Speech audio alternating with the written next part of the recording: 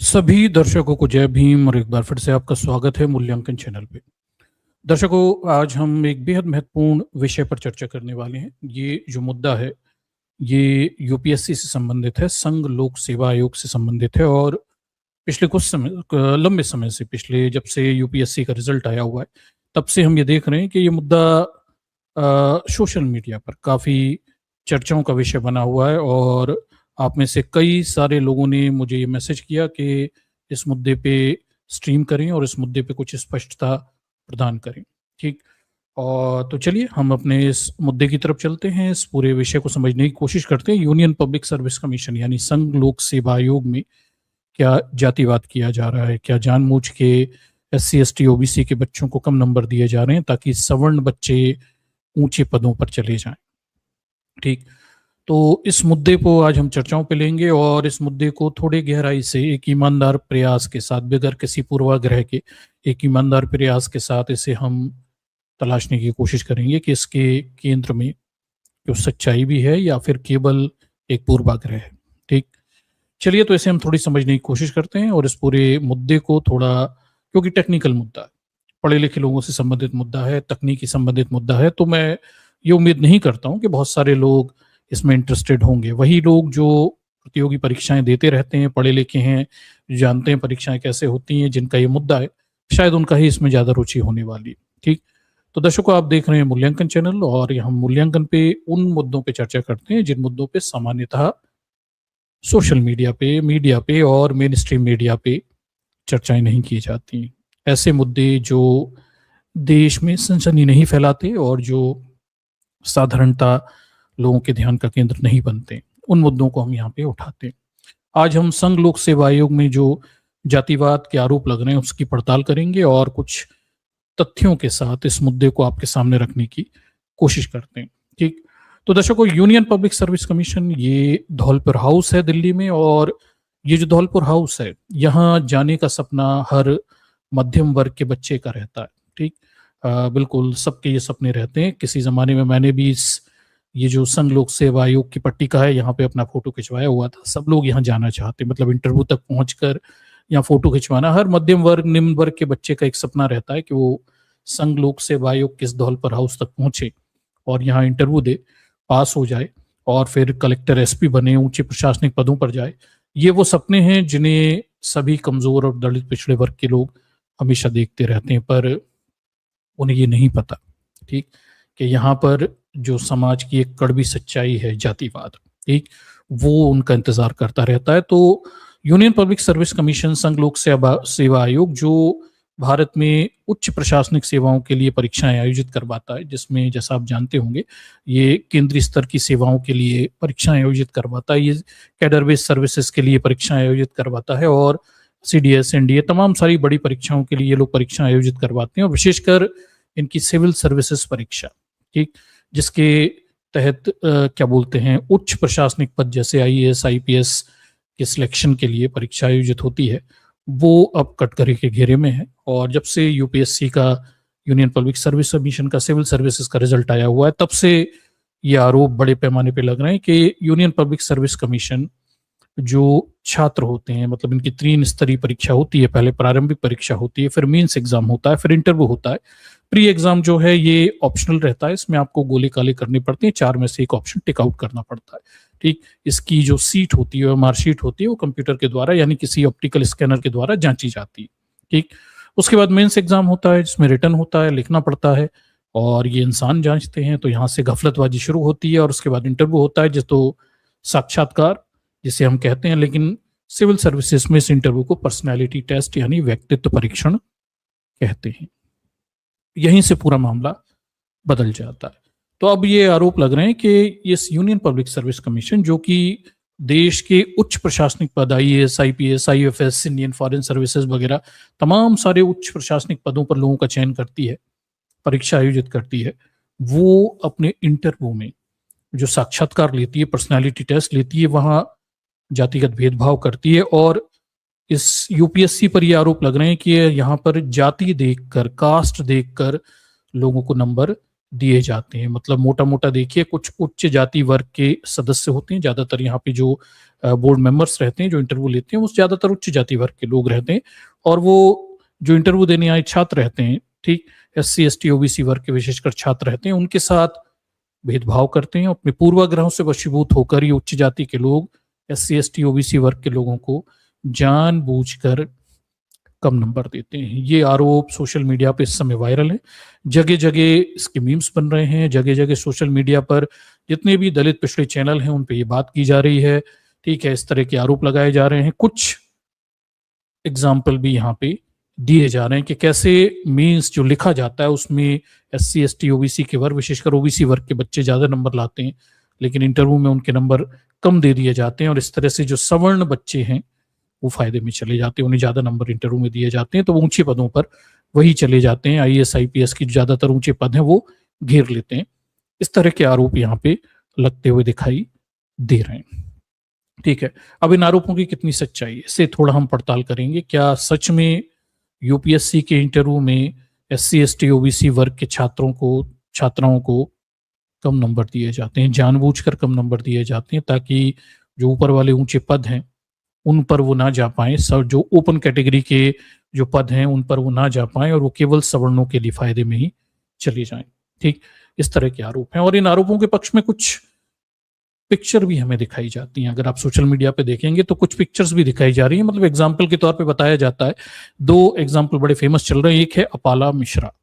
अपाला मिश्रा की 9th rank आई हुई थी और दूसरा है रिया डाबी, ठीक है। रिया डाबी ये दलित वर्ग से आती हैं, तो आप जानते हैं, ठीक है।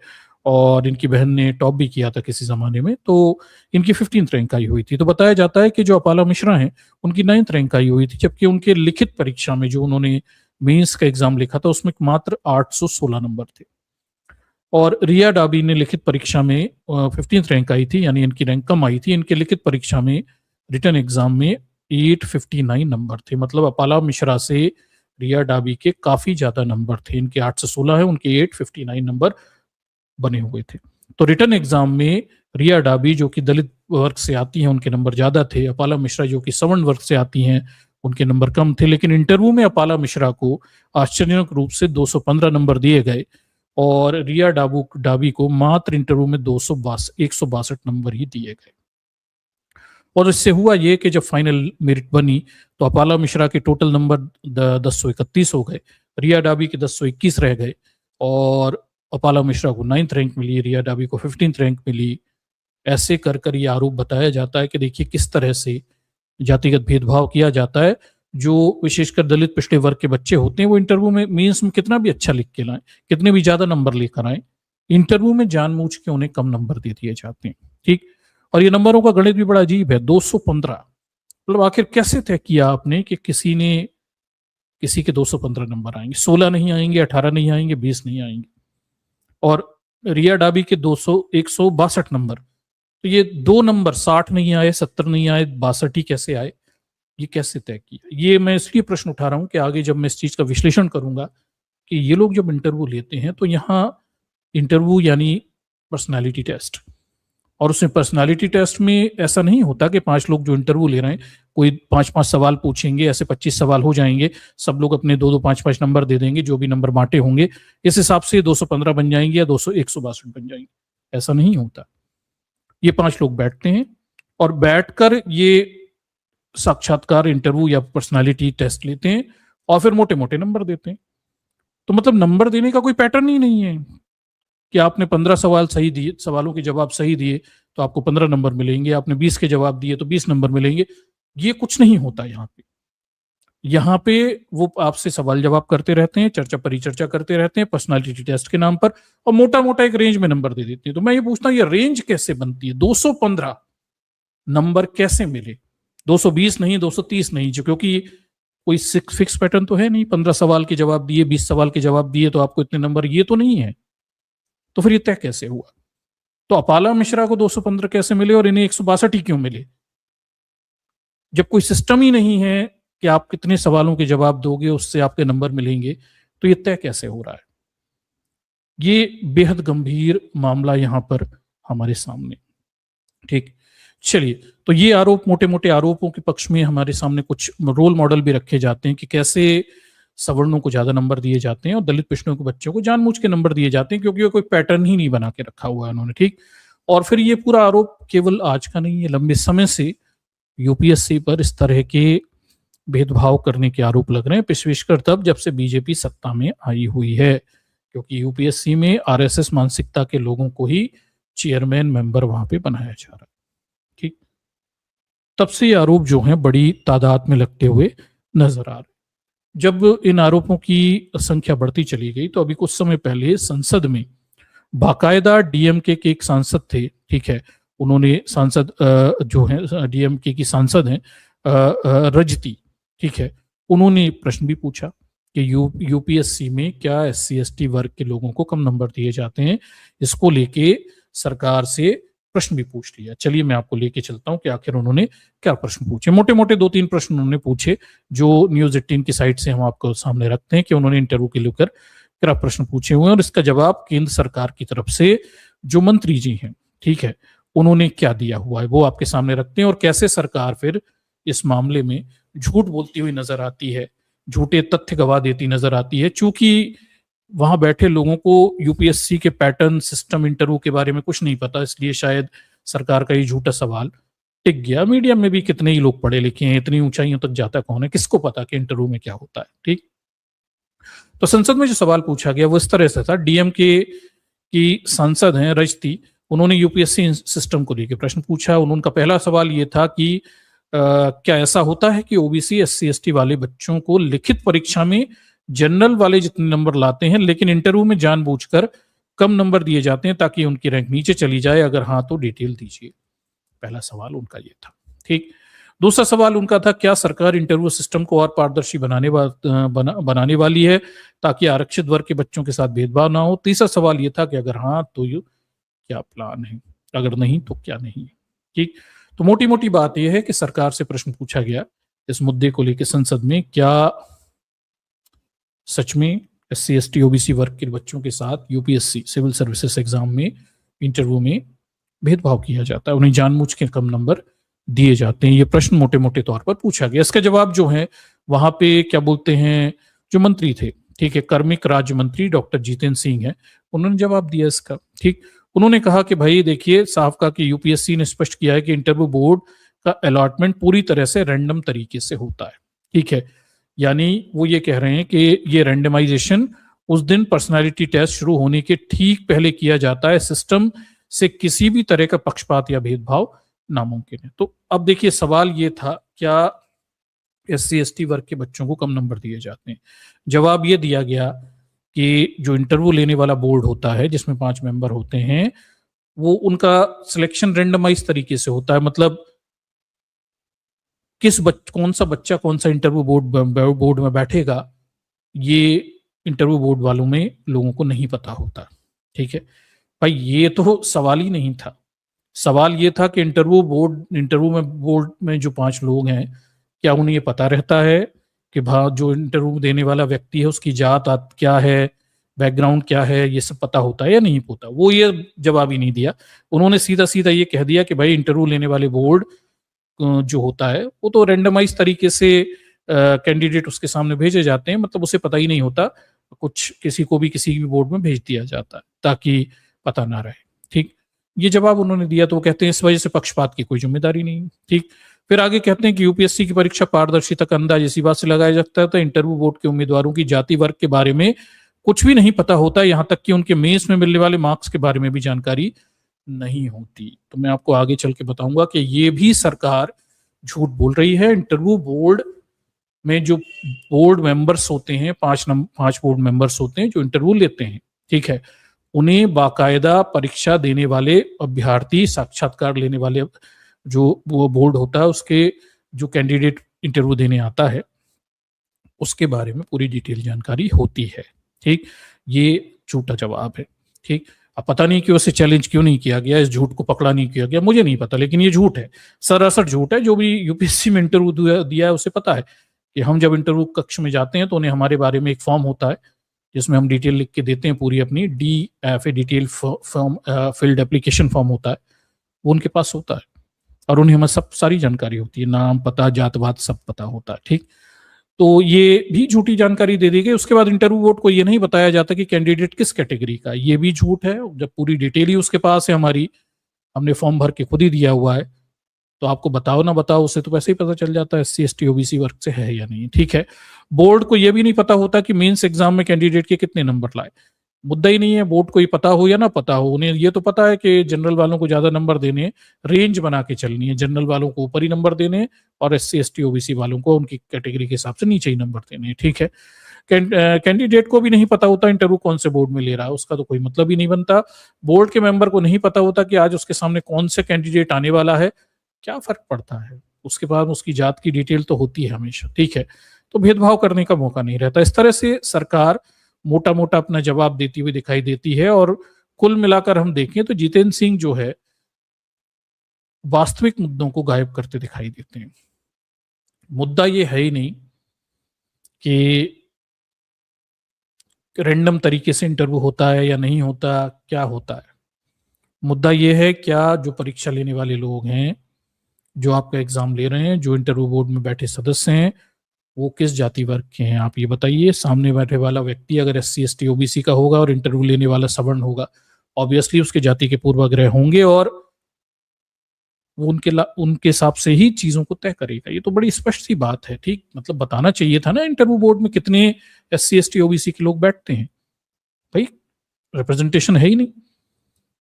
दूसरा, ये झूठ बोला गया कि इंटरव्यू बोर्ड को ये पता नहीं होता कि जो परीक्षा देने वाला कैंडिडेट है, इंटरव्यू देने वाला बच्चा है, उसकी जाति क्या है। ये अपने आप झूठ है। बाकायदा बच्चा खुद ही अपना पूरा फॉर्म लिखकर देता है, मैं आपके सामने अभी रखूंगा। तो सरकार इस तरह से जवाब देती है, गोल मटोल जवाब देती है। और कुल मिलाकर जवाब का सारांश ये बनता है कि इंटरव्यू बोर्ड जो होता है वो रेंडमाइज तरीके से, यानी बोर्ड को पता नहीं होता कि कौन सा बच्चा एग्जाम देने आ रहा है। और दूसरा उनके सार ये है कि इंटरव्यू बोर्ड को बच्चे की कैटेगरी यानी वो एससी एसटी ओबीसी है नहीं बताई जाती। ये दोनों ही बात अर्ध सत्य हैं।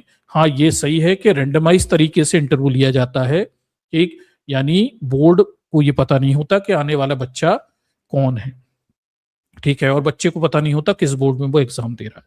ये तो सही है, ठीक, ये सही है। लेकिन ये जवाब नहीं दिया गया क्या पहले सवर्णों के इंटरव्यू होते हैं, जनरल कैटेगरी के, फिर ओबीसी के, फिर एससी के, फिर एसटी के। ये नहीं बताया इन्होंने, ठीक। उसके बाद बोर्ड के मेंबर्स को कैटेगरी नहीं पता होती, ये सरासर झूठ है, ठीक। बोर्ड मेंबर्स को सब पता होता है। बच्चा खुद अपना डिटेल्ड फील्ड एप्लीकेशन फॉर्म, जिसे डीएफए कहते हैं, वो भरता है और खुद ही देता है वहां पे जाके, ठीक। तो उन्हें सब जानकारी पता रहती है, ठीक। तो ये ऐसे करके सरकार ने छोटी छोटी मोटी मोटी जानकारियां देने की बात कर दी, लेकिन जो वास्तविक प्रश्न थे वो तो छुपा ही दिए कि आखिर इंटरव्यू लिया कैसे जाता है, नंबर कैसे बांटे जाते हैं, कैसे तय किया आपने अपाला मिश्रा को 215 16 नंबर मिलेंगे, ठीक है, जबकि रिया डाबी को 106 107 ही मिलेंगे। 6 7 8 9 नंबर कैसे तय करते हो, कितने प्रश्न पूछे जाते हैं, कितने जवाब के कितने नंबर होते हैं, कुछ नहीं, कोई क्लैरिटी नहीं है। 4-5 जातिवादी सवर्ण बैठ जाते हैं और वो अपने हिसाब से मोटे मोटे नंबर देते हैं और उनके बाप के राज चल रहे हैं। किसी को 15, किसी को 16, मतलब कोई सिस्टम नहीं है, पर 16-17 कैसे तय कर रहे हैं पता नहीं, ठीक है। और सरकार भी ये गफलत भरे जवाब देती हुई दिखाई देती है, जबकि सरकार के इन जवाबों का मेल जब हम वास्तविक प्रक्रिया से करते हैं, आप में से अगर कोई इंटरव्यू बोर्ड में गया हो, इंटरव्यू दिए हो, तो उसे पता होगा कि बिल्कुल भी सच्चाइयां इससे मेल नहीं खाती। संसद में भी ये चीज झूठ बोली गई, लोगों के सामने भी चीज झूठी रखी जा रही, क्योंकि कितने ही लोग यूपीएससी के इंटरव्यू तक जाते हैं। मतलब 13 लाख करीब लोग फॉर्म भरते हैं, 5 लाख करीब एग्जाम देने आते हैं। मात्र अगर 1200 पोस्ट हैं तो 1200 1300 लोग जो होते हैं, 13,000 करीब लोग, 1 पे 3 होता है, वो मेंस एग्जाम देते हैं। उसके बाद 3 गुना लोग इंटरव्यू तक पहुंचते हैं, यानी कुछ हजार लोग ही इंटरव्यू तक पहुंचते हैं। क्या पता उन्हें अंदर क्या होता है, कितने से लोग हैं जिन्हें पूरा डिटेल पता है। इसमें से भी बहुत सारे लोग तो पहली बार ही पहुंचते हैं, ठीक। तो ये पूरा इतना क्लोज क्लब है जिसके बारे में कोई आम आदमी को समझ ही नहीं है। एक साधारण एससी एसटी ओबीसी का आदमी तो समझ ही नहीं सकता आखिर ये खेल ही क्या है। उसे क्या पता कैसे कलेक्टर एसपी बनते हैं, आम लोगों को क्या पता। मतलब एजिटेशन, उबाल विरोध तो तब हो जब लोगों को पता हो कि यहाँ कैसे जातिवाद काम करता है। और जो लोग जातिवाद को यहाँ पे सह रहे हैं उन्हें खुद इस चीज का विरोध करने की स्थिति में होते नहीं है, क्योंकि वो एग्जाम देते रहते हैं और उन्हें इससे ज्यादा क्या बोलते हैं विरोध करने की स्थिति में वो रह नहीं पाते। एग्जाम दे रहे हो तो आप कैसे ही विरोध करोगे, पढ़ाई करोगे या विरोध करोगे, ठीक। तो ये भी एक बड़ी समस्या है। तो ये जातिवाद यहाँ पे महीन तरीके से खेल खेलता रहता है। अब हम इस पूरे खेल को समझते हैं, क्या ये जो जवाब दिए गए कितने सही हैं। तो एक बात अच्छे से समझिए कि जब हम यूपीएससी का इंटरव्यू मेंस पास करते हैं और यूपीएससी के इंटरव्यू के लिए फॉर्म भरते हैं, ठीक है, मेंस में आप नंबर आ जाता है, फिर आपको एक डीएफए फॉर्म भरना पड़ता है, ऑनलाइन फॉर्म भरना पड़ता है, डिटेल क्या बोलते हैं विस्तृत आवेदन पत्र से हिंदी में कहते हैं, डिटेल एप्लीकेशन फॉर्म होता है 2, ये भर के देना पड़ता है और इस ऑनलाइन तरीके से भरना पड़ता है आपको, ठीक। और इसमें आपको अपनी आयु, डिग्रियां, योग्यता, जाति प्रमाण पत्र वगैरह की फोटो वगैरह ये सब जमा, फोटो कॉपी वगैरह वहां पे ऑनलाइन तरीके से जमा करनी पड़ती है। तो आपने पहले ही मतलब इंटरव्यू में पहुंचने से पहले ही ऑनलाइन ये सब जमा कर दिया, तो धौलपुर हाउस को ये सब मिल गया, ठीक। ये सब जमा करने के बाद अपने सारे डॉक्यूमेंट की फोटोकॉपी वगैरह ये सब जमा करने के बाद, ठीक है, ये SC ST OBC कैटेगरी वगैरह ये सब उसमें आपको भर देनी पड़ती है, क्योंकि इंटरव्यू उसी हिसाब से होते हैं। उसके बाद फिर जब आप ये सब जानकारियां भर देते हैं, ठीक है, फिर उसके बाद जब आप इंटरव्यू देने जाते हैं, जिस दिन आपको कॉल आता है, इंटरव्यू देने आपको बुलाया जाता है, ठीक है, तो जब आप इंटरव्यू देने जाते हैं, धौलपुर हाउस जाते हैं, तो वहां पर फिर ओरिजिनल डॉक्यूमेंट्स का वेरिफिकेशन होता है। फोटोकॉपी भी वो रख लेते हैं और ओरिजिनल डॉक्यूमेंट भी आपसे मांगते हैं, मतलब आपके ओरिजिनल प्रमाण पत्र मांगते हैं। जिस दिन वहीं पे एग्जाम देने जाते हैं, तब इंटरव्यू देने जाते हैं, पर्सनैलिटी टेस्ट जाने जाते हैं, धौलपुर हाउस में पहले बुला लिया जाता है, फिर वहां पे आपके पहले डॉक्यूमेंट टेस्ट का वेरिफिकेशन होता है, ठीक। तो आपका डीएफए फॉर्म जो है उसका वेरिफिकेशन होता है, ओरिजिनल डॉक्यूमेंट वो वहीं पे चेक करते हैं, आपके मार्कशीट चेक करते हैं, आपके प्रमाण पत्र चेक करते हैं, आपकी जाति प्रमाण पत्र वगैरह वो सब चेक किए जाते हैं। जो भी फॉर्म आपने जमा किए वो सब ओरिजिनल से चेक किए जाते हैं, ऑनलाइन भरे थे उससे ओरिजिनल चेक किए जाते हैं और ओरिजिनल फिर वापस कर दिए जाते हैं, उसकी फोटोकॉपी वो रख लेते हैं। तो मतलब जब हम इंटरव्यू देने जाते हैं तो ऑलरेडी हम खुद वहां पे इंटरव्यू वाले दिन अपने ओरिजिनल डॉक्यूमेंट और फोटोकॉपी वहां पे जमा कर देते हैं और वो हमें ओरिजिनल वापस कर देते हैं क्रॉस चेक करके। तो DFA, detail fill application form, already हम वहां पे देते हैं, ठीक। अब उन्हें पता चल गया, डिटेल फिल एप्लीकेशन फॉर्म ने अपनी अपनी पूरी डिटेल दे दी, अपना नाम, पता, अपनी पहचान पत्र, अपनी जाति वाति ये सब वहां पे दे दी, ठीक। पूरा डिटेल बता दिया, हॉबीज बॉबीज और कौन से आपको क्या बोलते हैं, किस तरह का कैडर कौन सा चाहिए, आप किसे प्रेफरेंस देते हैं, अगर पास होना चाहते हैं तो क्या पहले भरोगे, ये सब पूरी डिटेल भर के वहां पे हम दे देते हैं, ठीक। इसका वेरिफिकेशन वो कर देते हैं, ओरिजिनल हमें वापस कर देते हैं, फोटोकॉपी वो रख लेते हैं, ठीक। अब ये प्रश्न है कि जब ये इंटरव्यू लेते हैं, ठीक है, ये हम अंदर जाएंगे, इंटरव्यू लेने जाएंगे, तो क्या इन्हें हमारे बारे में सब कुछ जानकारी होती है, ठीक है। हाँ, हमारा डिटेल्ड फील्ड एप्लीकेशन फॉर्म जो हम भरते हैं वहाँ धौलपुर हाउस में भी देते हैं, डीएफए, जिसमें हमारी पूरी व्यक्तिगत जानकारी रहती है, कहाँ पैदा हुए, कब 10th करी, 12th की, ग्रेजुएशन किया आपने, आपकी जाति प्रमाण पत्र वगैरह की, ये सब वहाँ इंटरव्यू बोर्ड के सामने रखी जाती है, ठीक। इसे समझिए बात को। और मैं आपकी सुविधा के लिए ये भी बता देता हूँ कि आप अगर ये इंटरव्यू देने ना गए हो तो मैं जो कह रहा हूँ इसे आप ऑनलाइन एआई से किसी भी डॉक्यूमेंट से पूछ भी सकते हैं, वो भी आपको बता देगा। तमाम वेबसाइट हैं यूपीएससी की, वो भी आपको बता देंगी। वहीं से कुछ चीजें मैंने आपके केवल जानकारी के रखी हुई है कि जब हम जेमिनी से पूछते हैं क्या ऐसा होता है, तो वो कहता है हाँ बिल्कुल, यूपीएससी इंटरव्यू में व्यक्तिगत परीक्षण के मुख्य परीक्षा उद्देश्य के आपकी व्यक्तिगत जानकारी के जरिए आपको व्यक्तिगत दृष्टिकोण प्रशासनिक सेवाओं को समझना होता है। इंटरव्यू पैनल के पास आपका DFA, detail fill application form होता है, जिसमें आपकी पूरी कुंडली होती है, ठीक है। और उसमें क्या क्या जानकारी होती है देख लीजिए। आपका नाम, बैकग्राउंड, तो नाम और बैकग्राउंड वो तो डीएफए में आपने खुद ही दी थी, जाति प्रमाण पत्र वगैरह, नाम, बैकग्राउंड, आपका शहर, जन्म स्थान, सांस्कृतिक ऐतिहासिक विशेषताएं, ये सब चीजें, शिक्षा, कैरियर, पूरी डिटेल फॉर्म एप्लीकेशन, पूरी जानकारी होती है। मतलब उनके पास हमारी जात, SC ST OBC कैटेगरी, हमारी हॉबीज, रुचि, हमारा बैकग्राउंड, कहाँ पढ़े, किस तरह की हमारी चीजें, उसके बाद ऑप्शनल सब्जेक्ट की पूरी जानकारी उनके पास मौजूद होती है, ठीक है।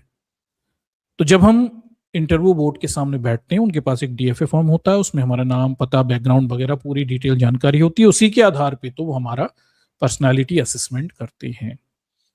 तो ये जो संसद में जितेंद्र सिंह बोल रहे थे कि जो इंटरव्यू बोर्ड होता है उससे आपकी कैटेगरी नहीं पता होती, अरे नाम पता कर दिया, वो और क्या पता करना है, नाम जाकर बता दिया फलाने जाटव हैं, फलाने अहिरवार है, फलाने किरार है, हो गया खेल खत्म। वाल्मीकि और क्या चाहिए, उतना ही तो चाहिए सब पता करने। और बाकी तो उनपे डिटेल पूरी है ही, कहाँ पैदा हुए, पिताजी क्या करते थे, बता दिया, झाड़ू लगाते थे, स्वीपर हैं, ठीक है, बस हो गया खेल, उतना ही तो पता करना, पता तो चल गया ना उन्हें। तो ये कहना कि उन्हें पता नहीं रहता, वहां बैठे हुए ज्यादातर सवर्ण इंटरव्यू लेने वाले बोर्ड मेंबर जो कि ज्यादातर सवर्ण है, उन्हें पता नहीं रहता, अपने आप में झूठ है। हम खुद ये जानकारियां देते हैं, डिटेल एप्लीकेशन फॉर्म भर के देते हैं, उसमें हमारी पूरी जानकारी होती है, उसके आधार पे वो हमारा पर्सनालिटी टेस्ट यानी असेसमेंट करते हैं, सवाल जवाब पूछते हैं, उन्हें सारी जानकारी होती है।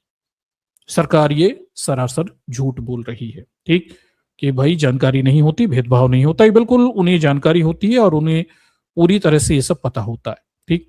तो ये सब जानकारी उनके पास रहती है और फिर वो हमारा पर्सनालिटी टेस्ट लेना शुरू करते हैं, वो हमसे प्रश्न वगैरह पूछना शुरू करते हैं। प्रश्न नहीं होते असलियत में, वहां इस तरह से नहीं होता कि आप 5 लोग बैठे हैं, सब लोग 5-5 प्रश्न पूछेंगे, सबने अपने 5-5 प्रश्नों के 5-5 10-10 नंबर बना के रखे हैं, जितने गलत दिए उतने काट दिए, जितने सही दिए जवाब दिए उतने, ऐसा कुछ नहीं होता। होना यही चाहिए लेकिन ऐसा नहीं होता है। आप गए, वो कहते हैं ये तो पर्सनालिटी टेस्ट है, पर्सनालिटी टेस्ट की आड़ में वो सारा खेल खेलते हैं। ये साक्षात्कार नहीं है, ये तो व्यक्तित्व परीक्षण, यहीं से खेल शुरू हो जाता है। व्यक्तित्व साक्षात्कार होना एक अलग चीज है, आप कुछ प्रश्नों के जवाब दे रहे हैं, उनके सही जवाब देने पे आपको नंबर मिलेंगे, गलत जवाब देने पे नंबर कट जाएंगे। व्यक्तित्व परीक्षण एक अलग चीज है, जरूरी नहीं कि आपने सही जवाब दिया हो लेकिन आप उन्हें पसंद नहीं आए। अब दलित पिछड़े सवर्णों को कैसे पसंद आएंगे, आप खुद बताइए। दलित पिछड़ों के दृष्टिकोण सवर्णों के दृष्टिकोण एक थोड़ी हो सकते हैं, ठीक है, तो ऑब्वियसली पसंद नहीं आने वाले, ठीक। तो इंटरव्यू बोर्ड के पास देखिए, व्यक्तिगत परीक्षण बोर्ड जो होता है वो आपकी फिर बाकायदा उस आपके फॉर्म के आधार पर आपसे सवाल जवाब शुरू करता है, सवाल जवाब मतलब चर्चा परिचर्चा शुरू करता है। और इस बोर्ड की संरचना कैसी होती है, 5 मेंबर्स का ये बोर्ड होता है, ठीक है, और 5 मेंबर्स के बोर्ड में एक चेयरमैन होता है। कोई भी किसी भी बोर्ड में आप इंटरव्यू बोर्ड में एडमिशन देने जाएंगे, साक्षात्कार, तो 5 मेंबर्स वहां पे रहेंगे, ठीक है। एक चेयरमैन रहेगा, बाकी के 4 और एक्सपर्ट रहेंगे जो अलग अलग फील्ड से आते हैं, ज्यादातर रिटायर्ड आईएएस आईपीएस होते हैं, एक मनोचिकित्सक होता है, ये सब होते हैं। और ये लोग कौन होते हैं, ये सब समाज के उच्च जाति वर्ग के ही लोग होते हैं। दलित पिछड़े तो कहाँ मनोचिकित्सक और वाइस चांसलर और ये सब बन के बैठे हैं, सब ऑब्वियसली सवर्ण ही होते हैं, ठीक। विज्ञान तकनीक के विषय सब सवर्ण होते हैं, दलित पिछड़ों का तो कहीं रिप्रेजेंटेशन पहले से ही नहीं है, ठीक।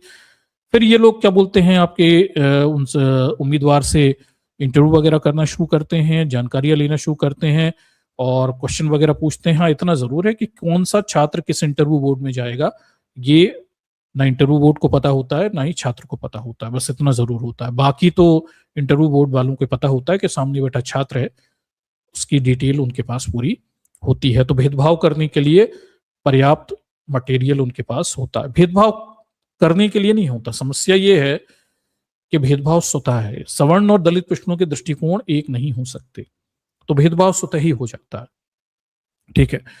फिर वो तमाम सारे प्रश्न वगैरह पूछना शुरू करते हैं, डीएफए फॉर्म के आधार पर वो आपकी डिटेल वगैरह और जानकारियां लेना शुरू करते हैं। और सामान्यतः 20 से 25 मिनट तक इंटरव्यू चलता है, 35 मिनट तक भी चल सकता है, बारी बारी से सवाल पूछे जाते हैं।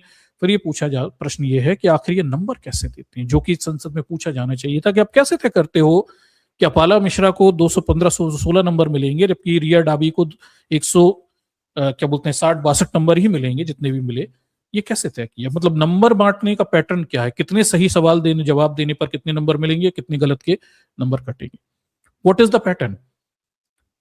तो कोई पैटर्न नहीं है, मैं आपको ये भी बता दूं कि यहाँ कोई पैटर्न नहीं है, यूपीएससी के इंटरव्यू में कोई पैटर्न नहीं है। ऐसा नहीं है कि सही सवाल देने पर नंबर मिलेगा, गलत सवाल जवाब देने पर नंबर कटेगा, ऐसा कुछ भी नहीं है, ठीक।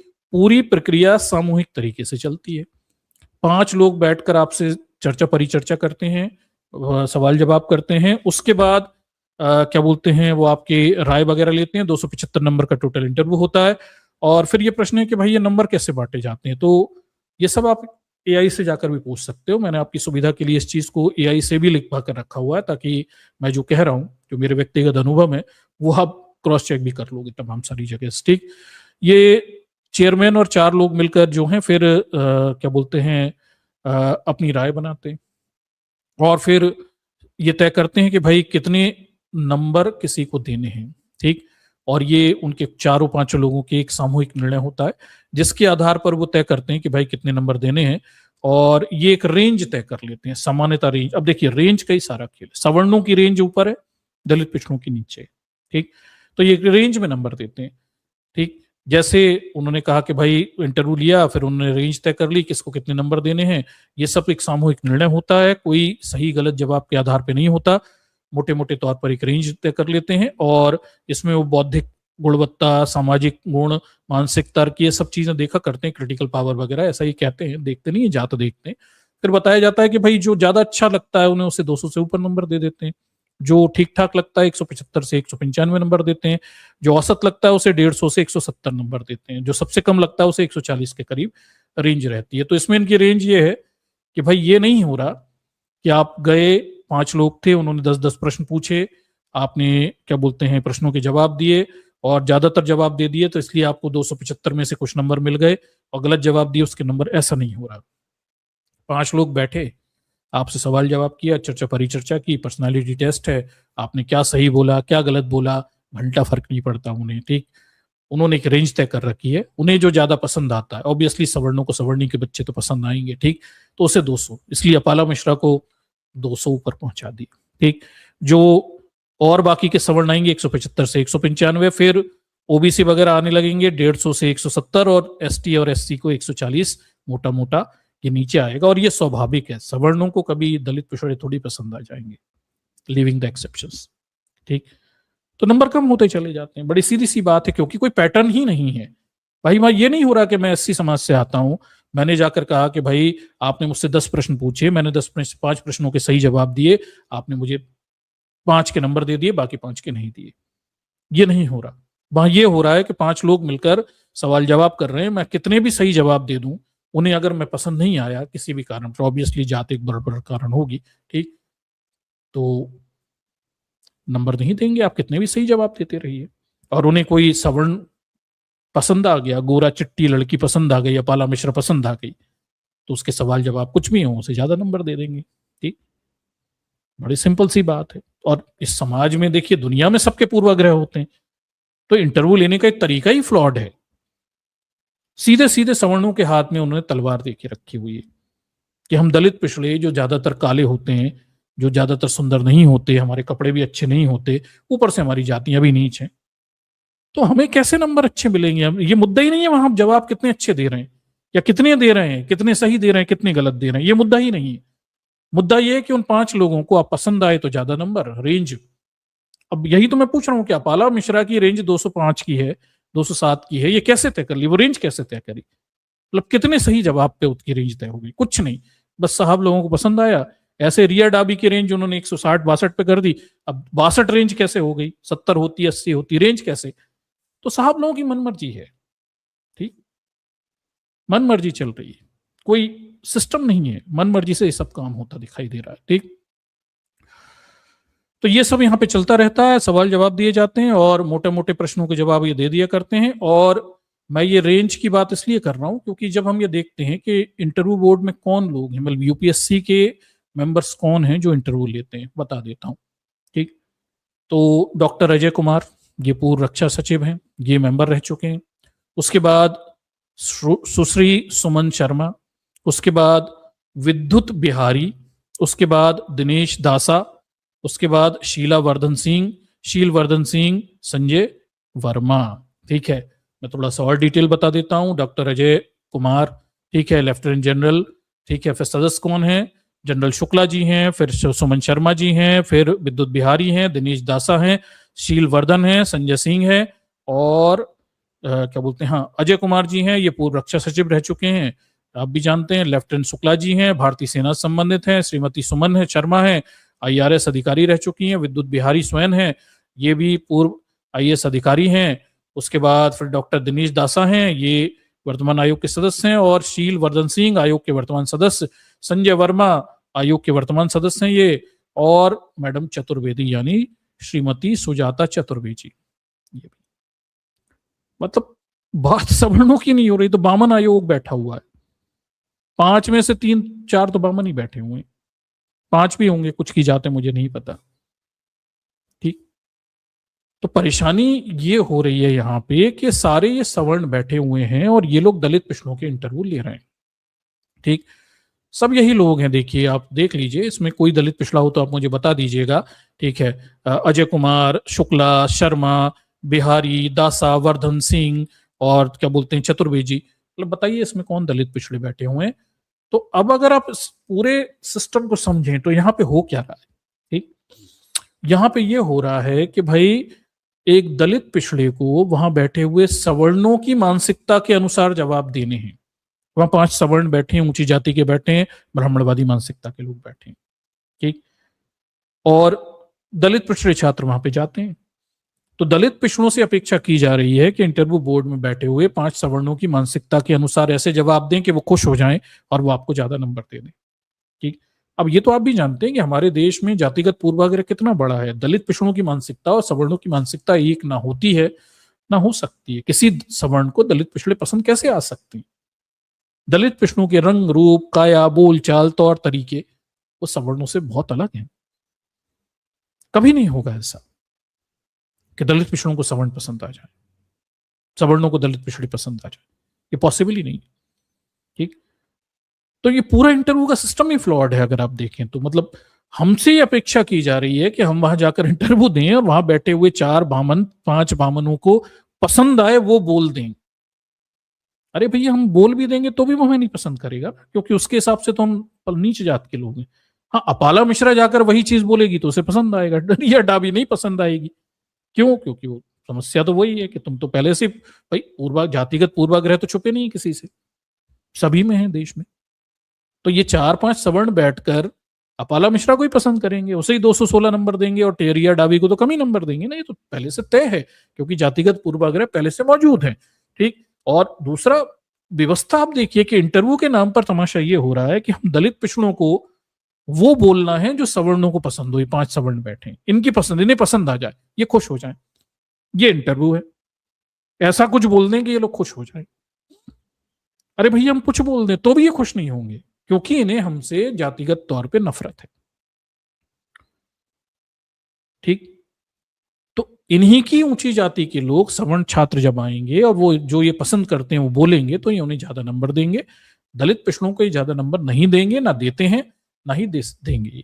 ठीक, तो हम कुल मिलाकर ये समझ पाए इस पूरे विश्लेषण से कि यहां पर पर्याप्त रूप से जातिगत भेदभाव की गुंजाइश मौजूद है, होता है और होता होगा सामाजिक दशाओं को हम देखते हुए।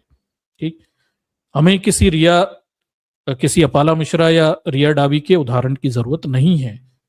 व्यवस्था साफ बता रही है कि यहाँ पे 4 सवर्ण बैठकर 5 सवर्ण बैठकर एससी एसटी ओबीसी सवाल कर रहे हैं और एसटी एसटी ओबीसी को इन सवर्णों की मनोदशा के अनुसार जवाब देना है। और इस देश के सवर्णों के दृष्टिकोण, जातिवादी और बायस सबको पता है, छुपे तो नहीं है। जातिवाद चल इसलिए रहा है क्योंकि सवर्णों के दृष्टिकोण जातिवादी और बायस है, नहीं तो जातिवाद खत्म हो गया होता।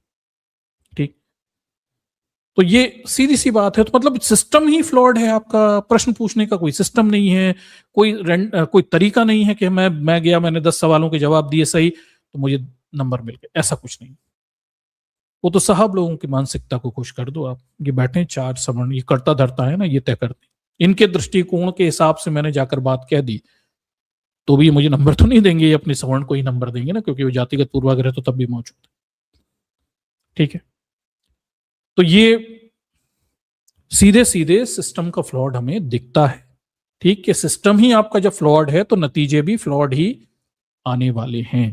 ठीक, फ्लॉड सिस्टम से आप सही नतीजों की उम्मीद कैसे करोगे? संभव ही नहीं है बैठ के। मतलब 4 सवर्णों के सामने दलित पिछड़े जाकर इंटरव्यू देंगे तो नतीजे क्या होंगे? ना आपको बताने की जरूरत है, ना मुझे बताने की जरूरत है। ऑब्वियसली दलित पिछड़ों को कम नंबर मिले। ठीक, और ये किस तरह की व्यवस्था है कि हम दलित पिछड़ों को सवर्णों को खुश करने वाले जवाब देने, ये किस तरह का सिस्टम है?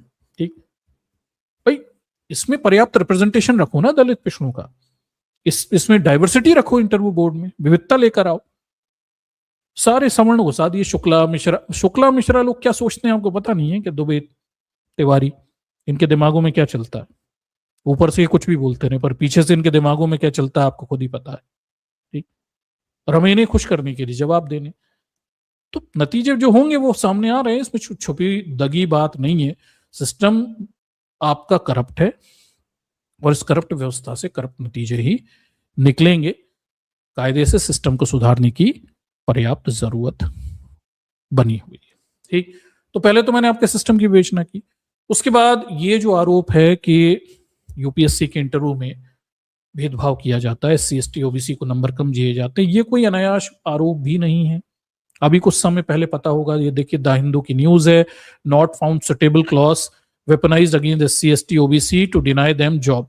नौकरियों में एससी एसटी ओबीसी के कैंडिडेट जब आवेदन इंटरव्यू देने जाते हैं तो वहां बैठे हुए बोर्ड मेंबर जो सवर्ण होते हैं वो नॉट फाउंड सुटेबल कर देते हैं, उन्हें नौकरी होते हुए भी नॉट फाउंड सुटेबल कर देते हैं, नहीं उन्हें आने देते। ये विवाद अभी कितना चला था ये तो आपको पता होगा, राहुल गांधी ने भी उठाया था, संसद में भी उठाया था, सरकार तिलमिला गई थी, पर ये तो मौजूद है आपके पास संसदीय समितियां हैं जिनके डेटा मौजूद है। तो ये जातिगत भेदभाव तो खुलेआम सिस्टम में हो रहा है। यूपीएससी में बैठे सवर्ण अपवाद कैसे हो जाएंगे, वो भी तो यही करेंगे जो बाकी जगह बैठकर ये कर रहे हैं। तो ये कोई नई चीज भी नहीं है। ठीक, ये होता है और हो रहा है। ठीक, उसके इसीलिए अगर आप ध्यान से देखेंगे तब आपको समझ में आएगा कि अपाला मिश्रा की 9th रैंक हो जाती है। वो लिखित परीक्षा में कम नंबर लाती है लेकिन उसे 215 नंबर मिल जाते हैं इंटरव्यू में। अब आप बताओ कि 215 कैसे तय किए होंगे? अपाला मिश्रा की शक्ल देखकर तय किए क्या? मतलब जब आपका सिस्टम ही नहीं है कुछ नंबर तय करने का, जब आप ये तय ही नहीं कर रहे कि 10 प्रश्नों के जवाब देने पर आपको एक प्रश्न के 5 नंबर 10 नंबर मिलेंगे, इस हिसाब से 215 हो गए। मोटा मोटे 5 लोगों ने मिलकर तय कर लिया कि हाँ भैया ये अच्छी लड़की थी, बढ़िया है, मिश्रा भी है, मोटा मोटा 215 दे दो। अब कैसे तय किए 15, 10, 8? तो स्केल क्या है, नापने का तरीका क्या है? कुछ नहीं है। और रिया डाबी को 162 नंबर कैसे तय किए कि रिया डाबी को 162 ही नंबर देने चाहिए? कितने सवालों के गलत जवाब दिए, कितने के सही दिए? कुछ सिस्टम ही नहीं है। 5 बामन लोग, ऊंची जात के लोग बैठकर रेंज तय कर रहे हैं और रेंज भी बड़ी अजीब है, 162। मतलब 162 कैसे रेंज होती है मुझे बताओ ना? 60 हो सकती है, 70 हो सकती है, राउंड फिगर में 62 2 नंबर कैसे? मतलब अपाला मिश्रा ने ऐसा क्या अच्छा बोला कि 60 की जगह 62 नंबर दिए, 2 नंबर एक्स्ट्रा दिए? किस मुद्दे पे? तो कोई सिस्टम नहीं है, बस बैठ के वहां साहब लोग, जातिवादी लोग रेंज तय कर रहे हैं। और ये रेंज में ऑब्वियसली अपाला मिश्रा आगे निकल जाएगी, रिया डाबी पीछे रह जाएगी, जो कि इंटरव्यू में साफ नजर आता है। ठीक है, तो ये सिस्टम फ्लॉड है, सिस्टम की फ्लॉड, सिस्टम से फ्लॉड ही नतीजे निकलकर हमारे सामने आ रहे हैं।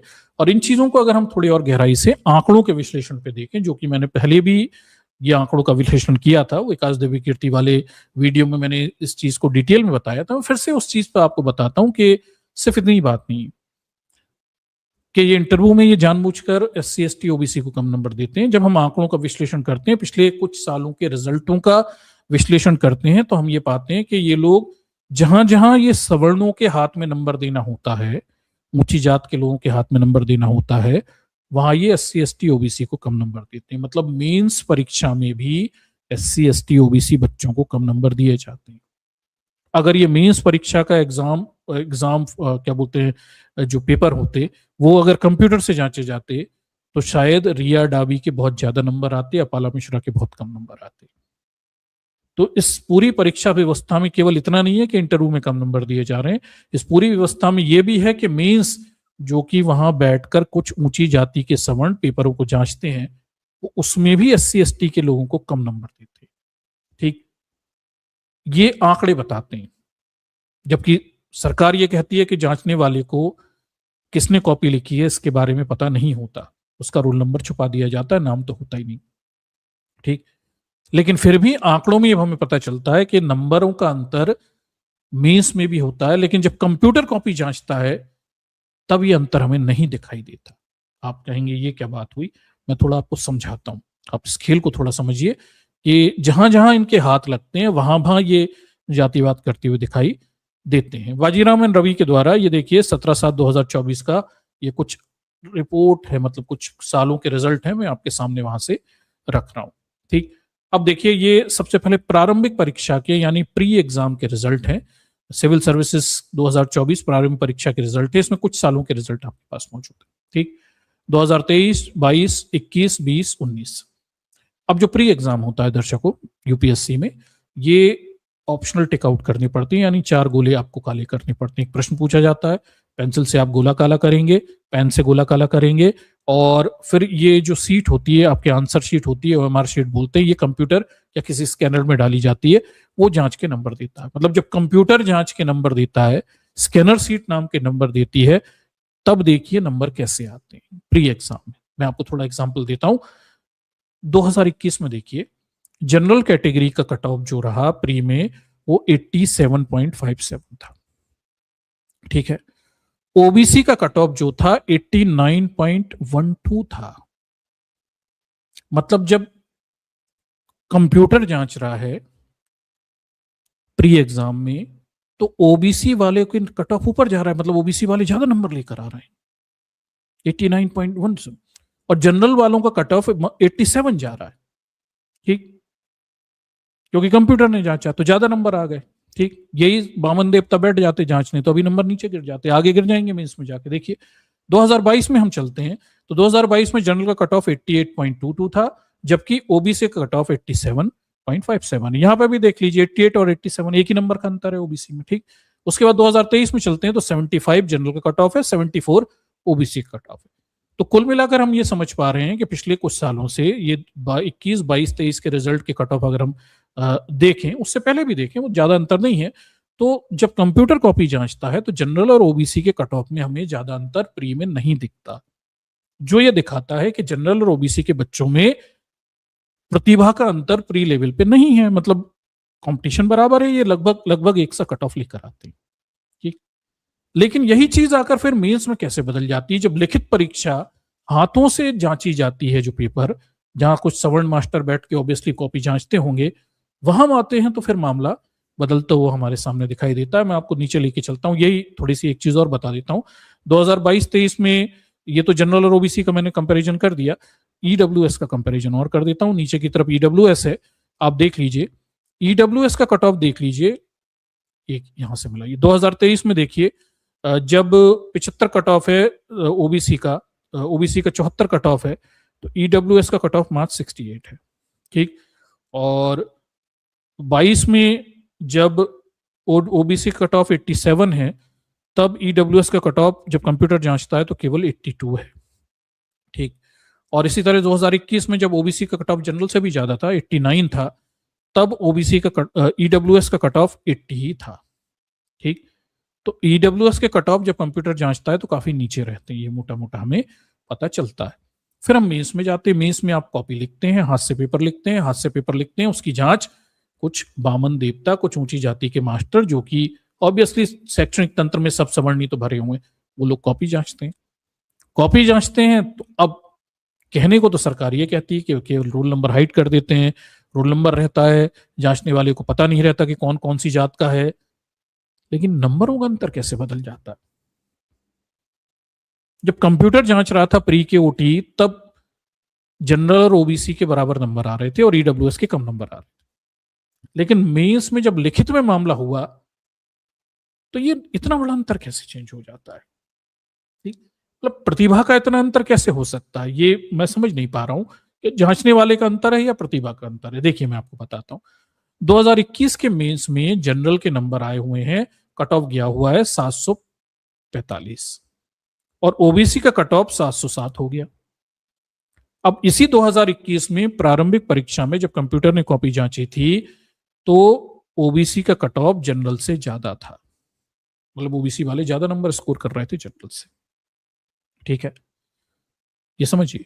लेकिन मेंस में जाकर क्या हो गया कि जनरल वालों का कट ऑफ 745 हो गया, ओबीसी का 707 हो गया, मतलब कुल मिलाकर 20 से 30 नंबर का अंतर पड़ता हुआ हमें दिखाई देता है। मोटे मोटे 28, 29, 30 नंबर तक का अंतर पड़ता दिखाई देता है। ये नंबर कैसे चेंज कैसे हो गया, जैसे ही हाथ से कॉपी जांची वैसे ही चेंज हो गया। ठीक, इसी तरह से 2021 में अगर हम देखें तो ईडब्ल्यूएस का कट ऑफ देखिए मेंस में रिटर्न में 713 आ गया।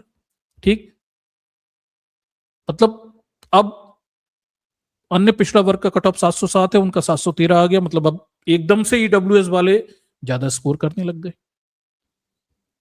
यही जब कंप्यूटर जांच रहा था तब इनका स्कोर कम आ रहा था, कट ऑफ नीचे जा रहा था, ज्यादा स्कोर नहीं कर पा रहे थे प्री में।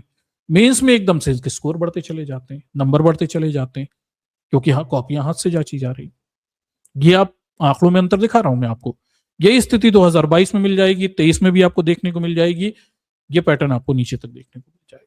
ठीक, तो जब हाथ से कॉपी जांची जाती हैं मेंस में रिटर्न कॉपियां, तो हम ये देखते हैं कि ओबीसी के नंबर घट जाते हैं, ईडब्ल्यूएस के नंबर बढ़ जाते हैं और जनरल के नंबर बढ़ जाते हैं। लेकिन प्री में कंप्यूटर जांच रहा था ओटी पैटर्न पे, ऑप्शनल टेकआउट पे, 4 में से 1 गोले निकाले, तब ईडब्ल्यूएस के नंबर कम आ रहे थे, जनरल के भी कम आ रहे थे, और जनरल ओबीसी के बराबर नंबर आ रहे थे। लेकिन रिटर्न में आकर ये प्रतिभा का अंतर बड़ा दिखता है, क्योंकि फिर अब इसमें ब्राह्मण देवता मास्टर लोग, हाथ से कॉपी जांचने वाले लोग इंक्लूड हो जाते हैं। उसके बाद फिर फाइनल रिजल्ट की तरफ हम जाते हैं तो हमें ये नंबर और बड़ा होता दिखता है, क्योंकि फिर अब इंटरव्यू के नंबर भी जुड़ गए, तो ये नंबर और बढ़ गया। अब 2021 में जनरल कैटेगरी के नंबर 953 हो गए, कट ऑफ हो गया। प्री में 2021 में जनरल कैटेगरी का कट ऑफ कम था और ओबीसी का ज्यादा था, यानी वहां के बच्चे ज्यादा नंबर ला रहे थे। ओबीसी में मेंस में जाकर ओबीसी पीछे हो गए, ईडब्ल्यूएस और जनरल ऊपर हो गए, यानी ज्यादा नंबर लाने लगे। और इंटरव्यू में फिर इन्हें ज्यादा नंबर मिले होंगे, इसीलिए फाइनल रिजल्ट में हम देखते हैं कि भाई 2021 में देख लीजिए, जनरल का कट ऑफ अब 953 पे पहुंचा दिया, ओबीसी का कट ऑफ केवल 910 पे रह गया, और ईडब्ल्यूएस का कट ऑफ तो अब बढ़ के 916 पे पहुंच गया। यानी अब ज्यादा नंबर आ गए, क्योंकि अब ये ज्यादा बड़ी पोस्ट, यानी ऊंची पोस्ट ये लोग एक्वायर कर लेंगे, ऑब्वियसली बात है। ठीक, अपनी पोस्ट लेंगे और नहीं तो फिर ऊपर भी वाली पोस्ट भी क्लेम करेंगे। नंबर बढ़ते हुए दिखाई दे रहे हैं। ठीक, कट ऑफ बढ़ता हुआ दिखाई दे रहा है। तो ये कैसे हो रहा है, मतलब ये प्रतिभा का अंतर कैसे हो जाता है? जैसे ही हाथ से कॉपी जांचने का मामला आता है तो नंबर बढ़ जाते हैं, जैसे ही इंटरव्यू लेने की बारी आती है तो आकस्मिक रूप से नंबर बढ़ जाते हैं जनरल के और ईबीएस के, ईडब्ल्यूएस के। लेकिन कंप्यूटर वाली, ओटी वाली जांचने में नंबर कम हो जाते हैं जनरल के भी, या ओबीसी जनरल के नंबर बराबर हो जाते हैं, ईडब्ल्यूएस के कम हो जाते हैं। ठीक, तो ये पैटर्न अपने आप में पूरी कहानी बताता हुआ दिखाई दे रहा है कि भाई आप इस पैटर्न को भी अवलोकन कर लीजिए। 2023 का जो क्वालिफाइंग का पेपर है, इसे भी थोड़ा सा अवलोकन करेंगे, इसमें भी दिख जाएगा कैसे सिविल सर्विसेज प्रीलिम्स में जनरल के 75 आते हैं। मैंने अभी थोड़ी देर पहले ये बताया हुआ था, ये भी आप कर लेंगे तो मोटा मोटा आपके सामने ये समझ में आएगा कि जब कंप्यूटर से कॉपी जांची जा रही है तो ओबीसी का जनरल के कट ऑफ बराबर आ रहे हैं, लगभग 1 आध नंबर का अंतर। मेंस में हाथ से कॉपी जांची जाती है, जैसे ही सवर्ण इंक्लूड होते हैं वैसे ही ओबीसी के नंबर कम हो जाते हैं, ईडब्ल्यूएस के बढ़ जाते हैं और जनरल के बढ़ जाते हैं। ठीक, एससी एसटी के तो मिलने ही नहीं है, वो तो आप भूल ही जाएं। ठीक, ये स्थिति है। और इंटरव्यू में फिर और नंबर बढ़ जाते हैं, ईडब्ल्यूएस के भी बढ़ जाते हैं, जनरल के भी बढ़ जाते हैं, ओबीसी के नंबर और कम हो जाते हैं। तो फाइनल सीट अलॉटमेंट में ओबीसी पीछे चले जाते हैं, यानी ये तय हो जाता है कि वो जनरल की सीटों पे कब्जा ना कर पाए, ज्यादा एक्सेप्शन को छोड़ दें, और ईडब्ल्यूएस सीटों पर भी कब्जा ना कर पाए, क्योंकि ईडब्ल्यूएस सीटें तो ईडब्ल्यूएस वाले ही रखते ही हैं, वो तो मिल जाए, लेकिन ईडब्ल्यूएस वालों को ज्यादा नंबर होंगे तो ऊपर सीट पे भी जा पाएंगे वो। ठीक, ये पक्का है। ठीक, तो सिस्टम ऐसा बना दिया है इन्होंने कि कुल मिलाकर ज्यादातर ओबीसी जनरल की सीटों पर हाथ ना मार पाए, नंबर कम दो, मेंस में भी कम दो, इंटरव्यू में भी कम दो।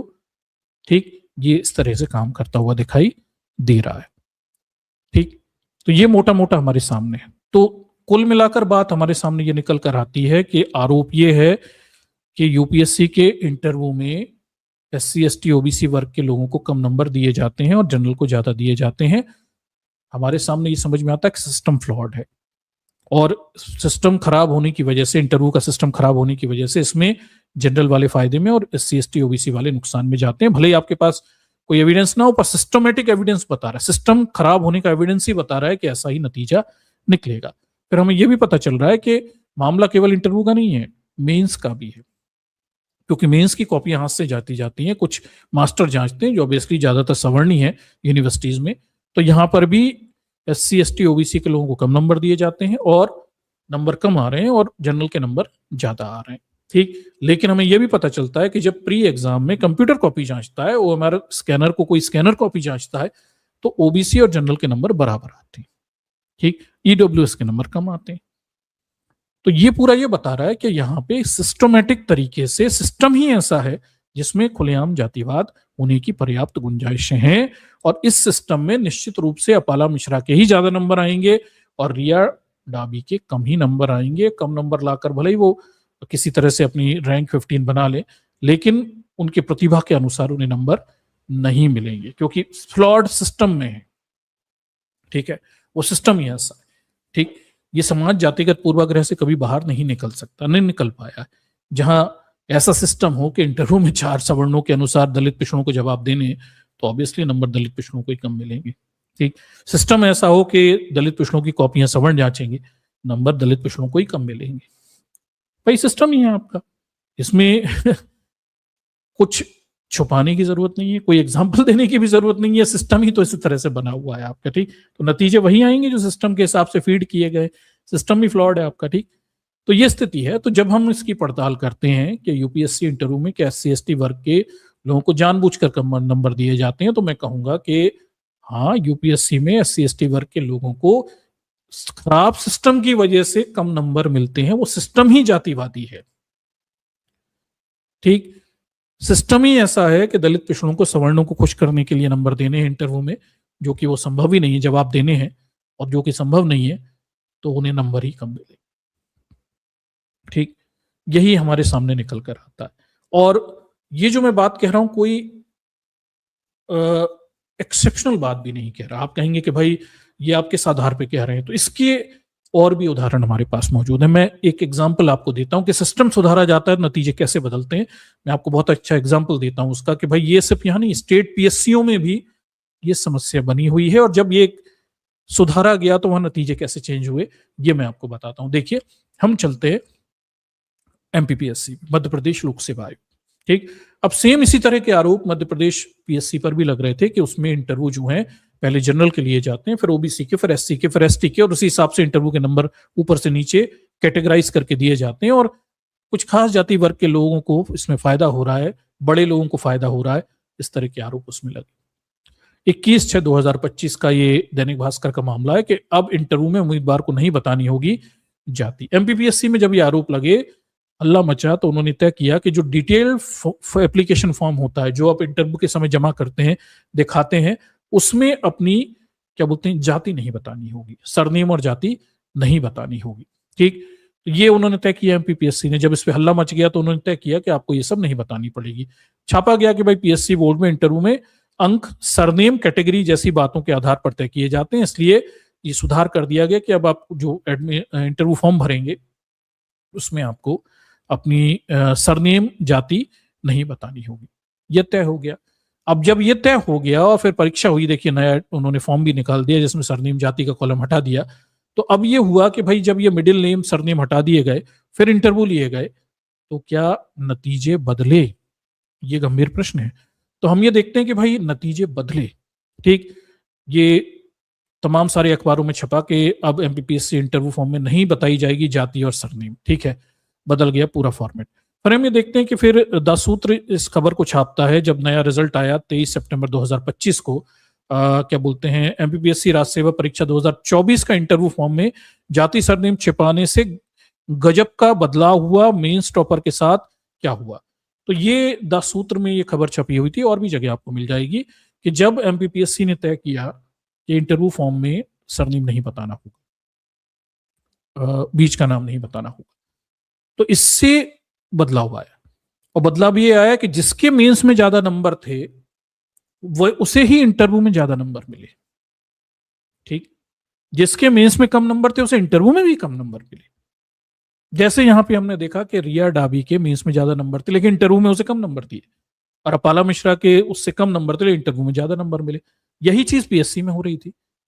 अब ये चीज जब जाति छुपाकर या जाति हटाकर फॉर्म इंटरव्यू लिए गए, तब ये चीज थोड़ी बदलती दिखती है कि जिसके मेंस में ज्यादा नंबर आए, हालांकि होता तो गड़बड़ मेंस में भी है, वो भी मैंने आपको बताया, लेकिन मेंस में जिसके ज्यादा नंबर आए उसी के इंटरव्यू में ज्यादा नंबर आए, और वो टॉप भी किया। और एक्सेप्शनली क्या बोलते हैं, एक कलार समाज से आने वाला, ठीक है, बच्चे ने उसमें टॉप भी किया उस PSC में, ठीक। देखिए आगे मैं बताता हूं किससे गजब का परिवर्तन आया, क्या हुआ, ठीक।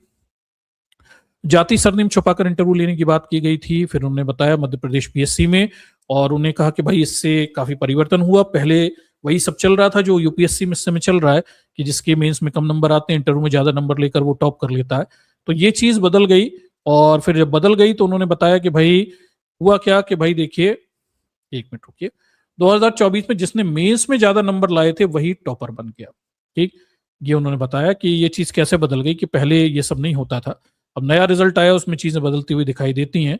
और देखिए इस बार टॉप 10 में मेंस के इंटरव्यू के ये बताया हुआ था कि देखिए देवांशु शिवहरे, ठीक है, ये कलार समाज से आते हैं, इनके मेंस में ज्यादा नंबर आए थे और इनके इंटरव्यू में भी फिर ज्यादा नंबर आए, इन्होंने टॉप कर लिया। और बाकी भी बच्चों के साथ यही हुआ कि जिनके मेंस में ज्यादा नंबर आए, ज्यादातर वही लोग इंटरव्यू में ज्यादा नंबर लाए और उन्हें टॉप भी किया।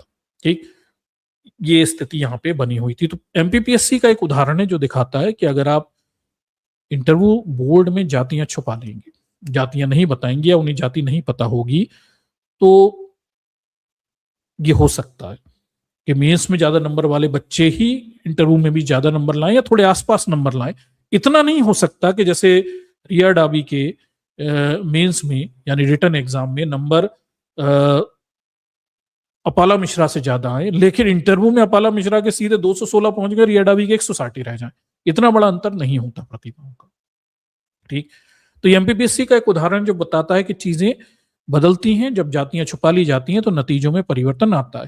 हालांकि ये भी ध्यान रखिए कि मेंस में भी जातिवाद होता है, इसलिए मैं उन एमपीपीएससी के नतीजों को इतना महत्व नहीं दे रहा हूं, लेकिन वो उससे ये तो समझ में आया कि जब जाति छुपा ली जाती है इंटरव्यू में तो परिवर्तन आते हैं। ठीक, और अगर यूपीएससी भी इस तरह का कोई काम करेगी तो चेंज आ सकते हैं। हालांकि ये और बात है कि मेंस में भी एससी एसटी ओबीसी के बच्चों को कम नंबर देते हैं, जो भी मास्टर कॉपी जांचते हैं वो हाथ रोक कर ही नंबर देते हैं, नहीं तो और ज्यादा परिवर्तन आ सकते हैं। ठीक है, तो दर्शकों ये मोटा मोटा विश्लेषण हमारे सामने निकल कर आता है कि जो भारत में यूपीएससी के इंटरव्यू होते हैं उसमें निश्चित रूप से पर्याप्त गुंजाइश है जातिवादी व्यवस्था को चलाने की और जातिवादी मानसिकता को आगे बढ़ाने की। ठीक है, वहां सिस्टम ही ऐसा बना हुआ है जिसमें जो भी जाएगा उसे अपनी जाति के अनुसार ही फायदे नुकसान भोगने पड़ेंगे। आपका सिस्टम ही फ्लॉड है। ठीक, और जब तक इस पूरी व्यवस्था को नहीं बदला जाएगा तब तक इसमें सुधार होने की गुंजाइश नहीं है। और हम ये भी समझे कि केवल इंटरव्यू में नहीं, मेंस रिटन एग्जाम में भी नंबरों की हेराफेरी होने की गुंजाइशें रहती हैं। कम से कम आंकड़े इसकी गवाही दे रहे हैं। ठीक है, तो ये मोटा मोटा हमारे सामने विश्लेषण नजर आता है जो भी हमने इस पूरे सिस्टम के आधार पे, आंकड़ों के आधार पे किया। व्यक्तिगत उदाहरणों को मैंने इसलिए ले लिया, आप लोग सोशल मीडिया पे 100 उदाहरण देखेंगे, कभी अपाला मिश्रा, रिया डाबी और भी 100 कंपैरिजन चलते रहते हैं। उन्हें मैं इसलिए नहीं ले रहा क्योंकि वो रैंडम टाइप के कंपैरिजन है, वो एक एक कंपैरिजन से आप कोई किसी नतीजे पर नहीं पहुंच सकते। आपको सिस्टम को ही समझना पड़ेगा कि सिस्टम में फ्लॉ क्या है, तभी आप किसी सुधार को यहाँ पे बता सकते हो। जब तक आप सिस्टम में गलती नहीं बताओगे तब तक एक एक एग्जाम्पल के आधार पे कुछ भी नतीजे नहीं निकाले जा सकते। और ये भी बता देता हूं कि ये अभी चेयरमैन है, इनसे पहले एक सोनी जी चेयरमैन थे यूपीएससी के, और जब वो क्या बोलते हैं, एक लड़की थी जिसके फर्जी यूपीएससी में सिलेक्शन होने के पूजा खेड़कर थी, आरोप लगे थे, तो सोनी जी रातों रात चेयरमैनशिप से इस्तीफा देकर भाग गए थे। ठीक, जो दिखाता है कि यहाँ पे कुछ गड़बड़े चलती हैं, सिस्टमेटिक गड़बड़ यहाँ पे मौजूद है। देयर इज इनफ क्या बोलते हैं डाउट यहाँ पे मौजूद है। ठीक, तो ये सब भी यहाँ पे चलता रहता है। तो दर्शकों ये मोटा मोटा मामला है। और मैं आपको ये भी बता देता हूँ कि मैं लंबे समय से इस पे स्ट्रीम नहीं कर रहा था। हमारे काफी सारे साथी हैं जिन्होंने मुझसे कई बार कहा, डॉलर किंग ने बोला और भी लोगों ने बोला, कई लोगों ने कहा कि इस पे स्ट्रीम करिए, लेकिन मैं इससे बच रहा था। ठीक है, और अब काफी बार लोगों ने बोला, तब मैंने इस पे स्ट्रीम की। केवल इसलिए स्ट्रीम नहीं करना चाहता था कि भाई देखिए हमारे एससी एसटी ओबीसी के बच्चे सिविल सर्विसेज एग्जाम देते हैं और सिस्टम जातिवादी है, ये तो आपको भी पता है, मुझे भी पता है, और वो सुलझने वाला भी नहीं है। ठीक, मैं नहीं चाहता था कि उनके दिमागों में अविश्वास पैदा हो। वैसे ही तो हमारे बच्चों का रिप्रेजेंटेशन पूरा नहीं हो पाता। अगर मैं यहाँ बैठ कर ये कहूँ कि सिस्टम ही फर्जी है तो और कम बच्चे वहां पे जाएंगे। ठीक, वो और कम लोग मोटिवेट होंगे इस परीक्षा को देने के लिए और उससे हमारा रिप्रेजेंटेशन और गिर जाएगा। ठीक, तो मैं ये कहूंगा कि इन सब कमियों के बावजूद भी हमारे जो भी एससी एसटी ओबीसी के बच्चे हैं वो एग्जाम जरूर दें। ये जरूर कमियां हैं, पर हमारा रिप्रेजेंटेशन, जो भी हमारे आरक्षित सीटें हैं वो हमें पूरी भरनी है। ठीक है, ठीक है, वो टॉप नहीं करने देंगे, ऊपर नहीं जाने देंगे, लेकिन जो है वो तो ले लो भाई। हमारी जो आरक्षित सीटें वो तो पूरी भर लो। ठीक, हम इन सब बातों में फंस गए, बच्चे डिमोटिवेट हो गए, उन्होंने परीक्षाएं देना बंद कर दिया, तो क्या होगा?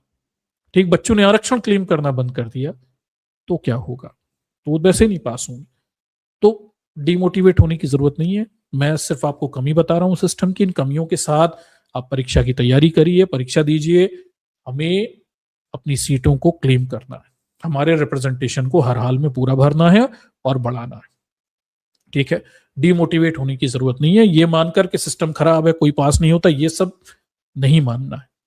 ठीक, सिस्टम खराब है, परेशानी होती है, आपको मेहनत करनी पड़ेगी, जातिवादी लोग बैठे हुए परेशान करेंगे, इसके बावजूद भी आपको अपनी सीटें भरनी है, कोशिश करनी है ज्यादा से ज्यादा सीटें भरने की। रिप्रेजेंटेशन कैसे भी बढ़ाना है, क्योंकि ये जो समस्या सुधरेगी भी जब जब सिस्टम में ज्यादा से ज्यादा SC ST OBC के लोग होंगे, और वो वहां पे भी फिर पहुंच जाएंगे, इंटरव्यू बोर्ड्स में भी अंततः पहुंच जाएंगे, तभी सिस्टम की समस्या सुलझेगी। ठीक है, तो डिमोटिवेट होने की जरूरत नहीं है। आपके पास जो है पहले उसे पकड़ने की कोशिश करिए, जो नहीं है उसे बैठकर रोने और छाती पीटने में समय मत खराब करिए। ठीक, समस्या है, मेरा काम बताने का था, मैंने बता दिया, लेकिन आप इसे इसी तरह से लीजिए कि इस समस्या के साथ भी आपको अंदर जाना है। Somehow you have to crack, क्योंकि मामला हमारे समाज के रिप्रेजेंटेशन का।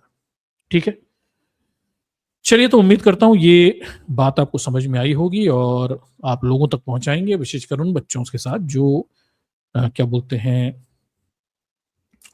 एग्जाम की प्रिपरेशन कर रहे हैं। ठीक, उन्हें इस बात को बेहतर तरीके से समझाएंगे कि आप तैयार हो जाइए, what you have to face. आप मानसिक रूप से तैयार हो जाइए कि आपको क्या सामना वहां पे करना है, और इन सब ऑर्ड्स के साथ में भी तैयारी करके अंदर सिस्टम में जाने का लक्ष्य होना चाहिए। ठीक है, चलिए, तो हम आगे बढ़ते हैं और अपने इस प्रेजेंटेशन को यहां से खत्म करते हैं। ठीक, और कोशिश करिए लोगों तक ये पहुंचाने की, ज्यादा से ज्यादा लोग इससे परिचित हों और इंफॉर्मेशन लोगों तक पहुंचे। मामला टेक्निकल है, बहुत सारे लोग कि मैटर ऑफ कंसर्न का नहीं है। ठीक है, केवल उन्हीं लोगों का है जो पढ़ाई लिखाई करते हैं और इन चीज़ों से दो चार होते हैं या इन चीज़ों की समझ रखते हैं। ठीक, तो मैं मानता हूं कि ज़्यादा लोग इसमें इंटरेस्टेड नहीं होंगे। ठीक, वैसे भी हमारा समाज अलग ही दुनिया में मौजूद है। ठीक, तो अपनी मानसिकता सुधारिए। ठीक, हाँ, जन्म जाति से आप शूद्र हो सकते हैं, लेकिन मानसिकता से शूद्र मत बनिए। ठीक, शूद्र मानसिकता जो होती है ना, वो आपको आधुनिकता से दूर ले जाती है, पीछे की तरफ ले जाती है, कचड़े की तरफ ले जाती है। ठीक, तो मानसिकता से शूद्र मत बनिए, मानसिकता से रैशनल बनिए और आगे बढ़ने के बारे में सोचिए। ठीक, इन नई चीजों को समझिए, जहां पे भी हमारे रिप्रेजेंटेशन नहीं है उन्हें हमें पूरा करना है और उन क्षेत्रों में अपनी उपस्थिति ज्यादा देनी। ठीक, नहीं तो आप इतिहास के गड्ढे खोद कर कहीं जाने वाले नहीं। ठीक, चलिए दर्शकों, तो मैं इसे एंड करता हूं, यहां से इस प्रेजेंटेशन को एंड करता हूं।